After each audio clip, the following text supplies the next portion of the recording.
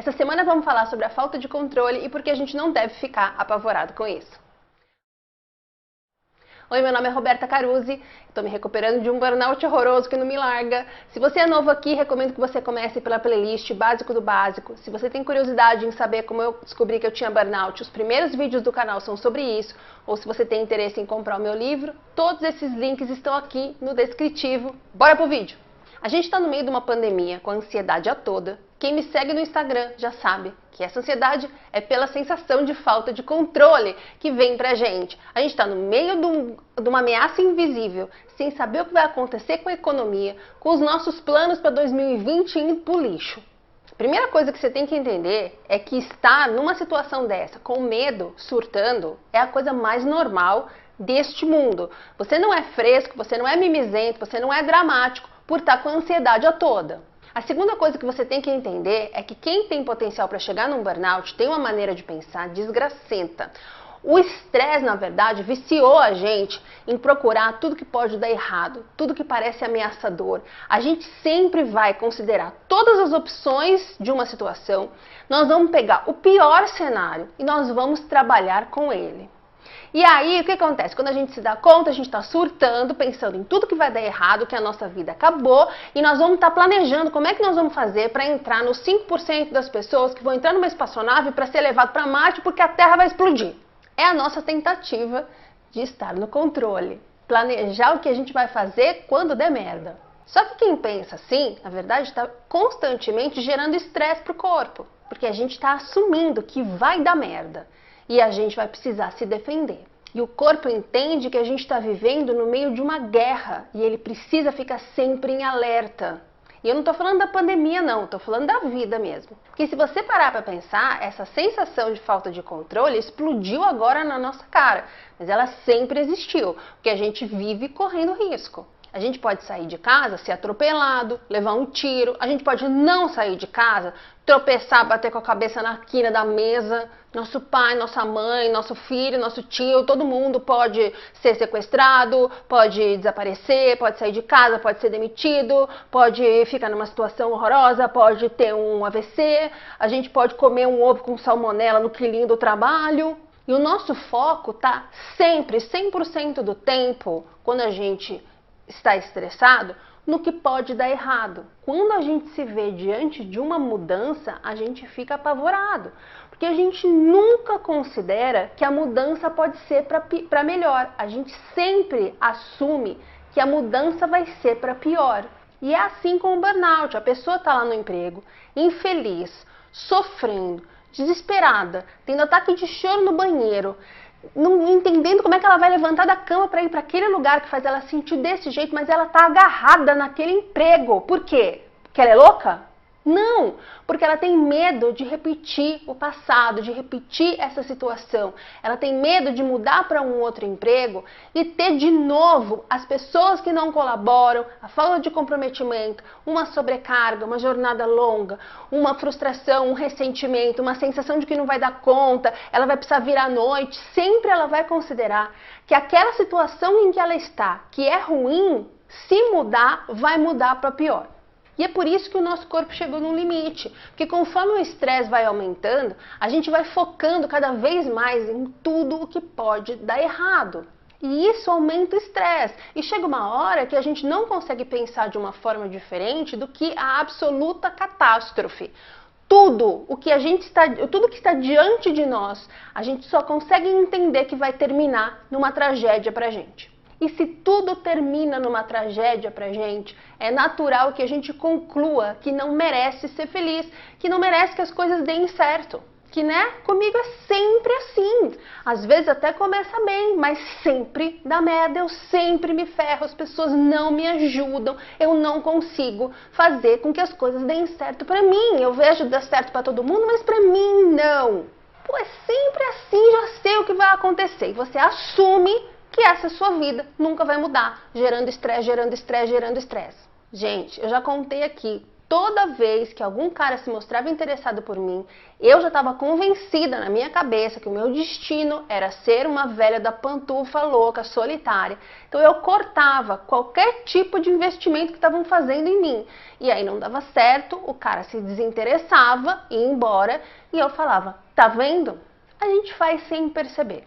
Quando a gente tem muita expectativa, a gente fica com medo, a gente sabota, a coisa não vai pra frente e a gente se frustra, se decepciona. E isso faz com que a gente tenha a convicção de que a gente não tem nenhum controle sobre a nossa vida. Daí a gente entra nessa maluquice de querer controlar as coisas e aí piora tudo. E tudo realmente dá errado. Mas a gente atribui esse deu errado a um azar, a uma macumba que fizeram na porta da nossa casa quando a gente nasceu.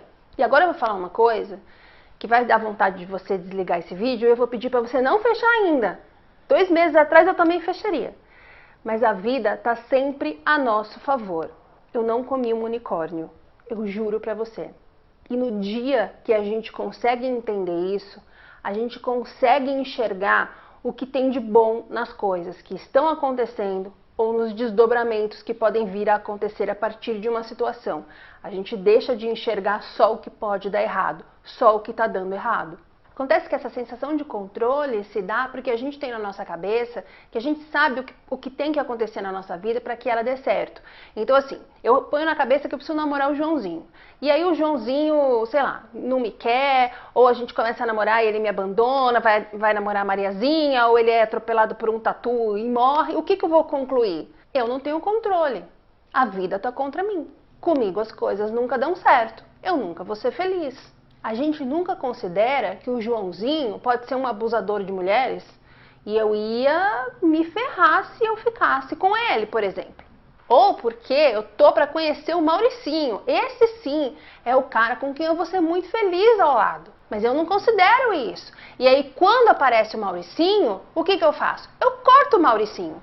Porque eu já sei que não vai dar certo, entendeu? A vida já me mostrou que comigo não vai dar certo. Eu vou ser a velha louca da pantufa e morrer sozinha.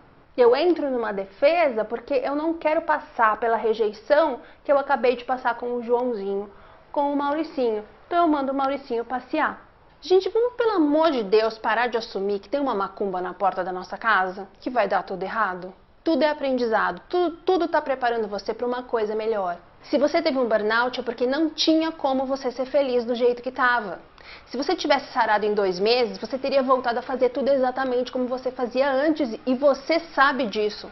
Para a gente mudar, a gente precisa entender, aceitar, achar o que fazer, mudar a nossa forma de pensar, resistir a isso, não conseguir. Se achar um fracasso porque não conseguiu, tentar de novo e se reinventar completamente.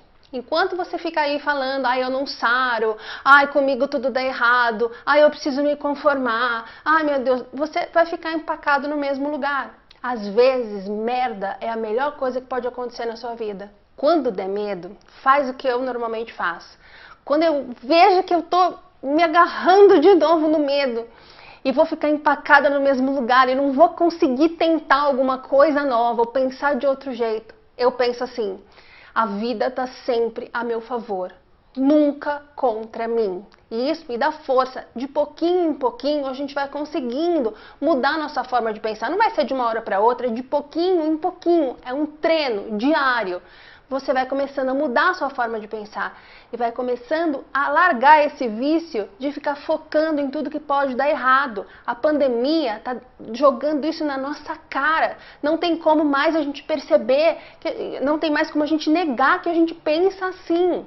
Essa é a hora de você começar a treinar para mudar o seu pensamento e não de ficar agarrado na sensação de que está todo mundo surtando, então tá super ok para você surtar longamente. Não, gente, a gente surta porque é normal e passa um tempo a gente fala, ok, eu preciso mudar minha forma de pensar.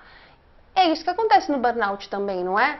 Então, nós estamos tendo uma experiência dupla, burnout na pandemia. Isso é ruim? Não. Isso parece ruim, parece pior, mas é a mesma coisa que a gente passa todos os dias, com ou sem burnout, com ou sem pandemia, entende? É o nosso jeito de pensar que se viciou em se preocupar por causa do estresse e agora precisa mudar. Essa sensação de falta de controle que você tem agora por causa da pandemia, você já teve por conta do burnout e você já tinha antes de tudo isso. A gente só não estava prestando atenção. A vida está jogando essas coisas na nossa cara, que é para a gente perceber quanto a gente fazia de sabotagem na nossa vida e como é urgente que a gente mude a nossa forma de lidar com as coisas. A vida está sempre a seu favor. Merdas, às vezes, são as coisas mais legais que podem acontecer com a gente. Não na hora, mas a médio ou longo prazo. Quando você aceita isso, você começa a entender que você merece sim coisas boas. E aí a sua vida se abre, o seu pensamento se muda e você para de gerar tanto estresse para o corpo. E aí finalmente você colabora com a sua recuperação e não com a sua doença.